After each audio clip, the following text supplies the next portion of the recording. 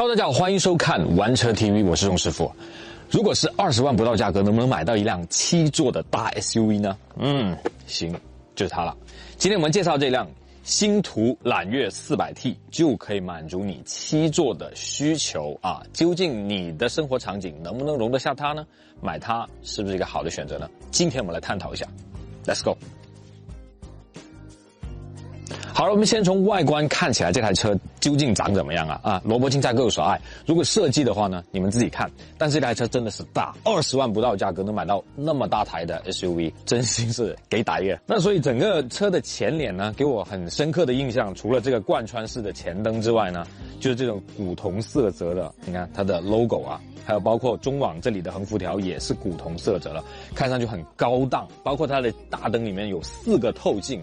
这个是给我非常非常深的印象的。下面还有一个毫米波雷达，也就是说这台车是支持 ACC 自适应巡航的，配置非常高。好，来到车身的侧面啊，除了这台试驾车上面贴了这个拉花之外，其实拉花不在的话是好看很多的。这台车非常的大，你看差不多有5米的车长啊，所以整个侧面很夸张。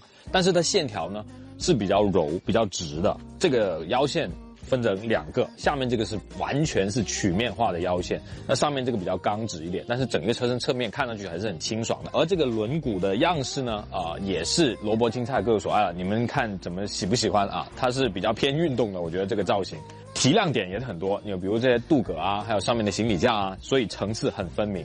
来到车身的尾部了，跟前脸相呼应的就是这个尾灯啊，贯穿式的尾灯，看上去非常一体化，当然也是提高了整个车身的横向的空间的视觉感觉，所以看起来还是非常好看的。下面有双边单出的排气啊，是外露的，而且是真的排气，不是假的，是做给你的。2.0T 嘛，是吧？还可以，排量还可以。主要看的是尾箱的空间，电尾门呢是标配的，所以呢，我们打开这个有7座啊，2个座位在这里啊，后箱的空间也不算特别小。如果你装一个26寸、27寸的大箱子呢，也没问题。如果是上机的那种小箱子呢，带上飞机的那种啊，就可以放3、4个啊。但是有个点，就是我坐上来之后，你看一下，我能很竖直的坐在这个位置。如果你要出去钓个鱼啊，什么东西啊，坐后尾箱啊，去露个营啊，这个是非常舒适的，而且还可以靠背。如果你把第3排打起来的话，就有靠背。如果你把第3排放下去呢，就会得到一个纯平的空间。啊，这个第3排放下去之后呢，你会得到一个巨大啊，几乎纯平啊，这里还是有点坡度的，但几乎纯平的空间。好的，我们到车身里面去看一下，内部的空间怎么样？好的，来到驾驶舱里面，坐进来之后呢，你可以看到车身的设计啊，这种内饰的设计呢，还是偏向于居家的，因为有木纹啊，这个木纹看上去还是亮面的。就会有很多的反光的点，而前面2个12.5寸的中控，还有这个仪表盘也放在这里了，非常竖直，不会受到阳光的侵袭，所以整个看上去的感觉还是挺好的啊。这个方向盘的造型也是很不错，平底的，挺运动的。但有唯一一个我很不喜欢的位置就是这个位置了。你看这个位置很大量的钢琴漆，但这上面呢是真的是可以按的哦。它上面是触摸，但是那个触摸的亮光呢是固定的，也就是好像一个屏幕，但事实上它并不是一个屏幕，这个略显有点廉价啊。但是整个车身坐上去呢，包裹性非常好，你看这些护翼很高，所以我整个坐在这里非常不错啊。那头部呢有1拳，哇，有2拳啊，有2拳的空间，1.75米的身高啊。这个都有2拳的空间，而坐在这里的视觉感受呢还是不错的，因为整个前挡风玻璃是面积非常大，还有个抬头显示啊，整一个给我的感觉就是啊是一个家用车。但是后座怎么样呢？家用嘛，第2排、第3排要兼顾的，看一下。坐进第2排，你可以看到前面是我开车的位置，我的腿部有2拳多的距离。当然啦，这个车是个有3排座椅的，所以第2排肯定可以前后挪的。你看。我先把座椅呢放在差不多1拳4指的位置，然后我坐到第3排的时候，大家可以看一下后面的空间究竟怎么样。它这个椅背有点意思啊，它就是那种可以无极调节椅背的，它没有卡位的，就是你最竖直是这个状态，然后最放平呢是这个状态。所以如果说你经常要有长途出行的需求的话呢，其实这个还是不错的一个方向。中间呢还有2个杯架，功能还是挺齐全的。而它的出风口是设置在了上面这个位置，这里有独立的按键可以控制第2排、第3排的出风，风量啊、温度啊都可以在这里调节，但是只有一个 USB 口啊，这个很奇怪。地台呢并不是全平的，但凸起也不是特别多，所以坐在中间这个位置呢还可以。如果是长途啊、居家啊，经常有5个人、有3个人坐在后面的话呢，事实上，使用率还挺高的。那第3排怎么样呢？大家应该是非常期待的。我们去看一下第3排。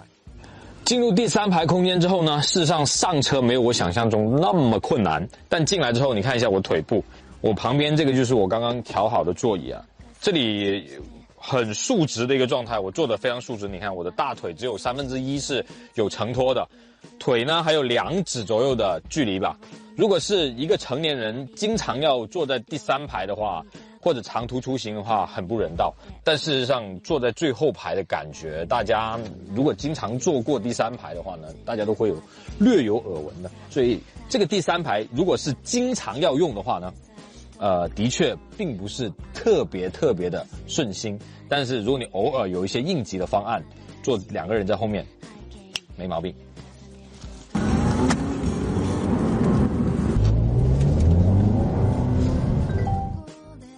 在开起来之前，我们先说一下它的动力密码，就 2.0T 4缸机啊，261匹马力，400牛米的扭矩，非常夸张啊！开起来会怎么样呢？配一个7速湿式双离合的变速箱，整一个换挡的逻辑呢，因为我们现在跑在山路上面，它还是非常的，可以说是十分聪明吧。它会料到你是想要降档还是升档啊，这个还是挺不错的一个感受的。但是在山路上面呢，可能就在急加速啊、过弯啊这地方呢，会比较可能用力会过猛一点啊，所以整一个给我的感觉 2.0T 输出的这个功力呢还是蛮不错的。而它的整个底盘表现怎么样呢？前麦弗逊，后面是独立多连杆的。在市区里面也好，在现在跑山也好，那么大一台车，你要7座车嘛，是吧？整一个给我驾驶来的感觉呢，不会特别的笨重，但是它依然物理性是存在的，差不多有5米的车长，所以整个给我驾驶起来的感觉就是摇摇晃晃的这种感觉是有的，特别是在过弯的时候没有那么多的侧面支撑，所以会给你一种信心不是特别足的感觉。当然了，这台车是一个家居的场景为主，所以不会经常拿来跑山，这是的确的。不要要求那么多，它在路上行驶起来是非常的舒服的，因为它有双层隔胶的玻璃，所以如果你把这个玻璃升起来之后呢，整一个 MVH 的表现可以令我满意的。但是在高速上面呢，有这个驾驶辅助系统，特别是车道保持啊、定速巡啊、ACC 这种，即使是最低配的车型，它也会给你配齐，所以这个东西没得说了，是吧？20万不到的价格，它可以给你配齐这个 ACC 自适应巡航，还有车道保持，你还想要什么自行车，对不对？好吧，这个就是我主观体验这台星途揽月 400T 的个人感受。如果你喜欢它的话，去 4S 店去开一下它。好了，到了最后，我们今天已经体验完这台车了，又到了推荐哪个配置买会比较精神、比较性价比高了。其实我推荐的就是最便宜那个版本。如果你对那个通风加热的座椅没有太大的要求的话，事实上你可以买最低配那个版本 OK 的，2驱。如果你有一些轻度越野的需求的话，那就是加多1万啊，20.390万的那个版本，也就是星耀 Pro 的那个版本就可以了。所以今天的内容就是那么多了。我是劝你买一辆车陪你一辈子的宋师傅，我们下个视频见。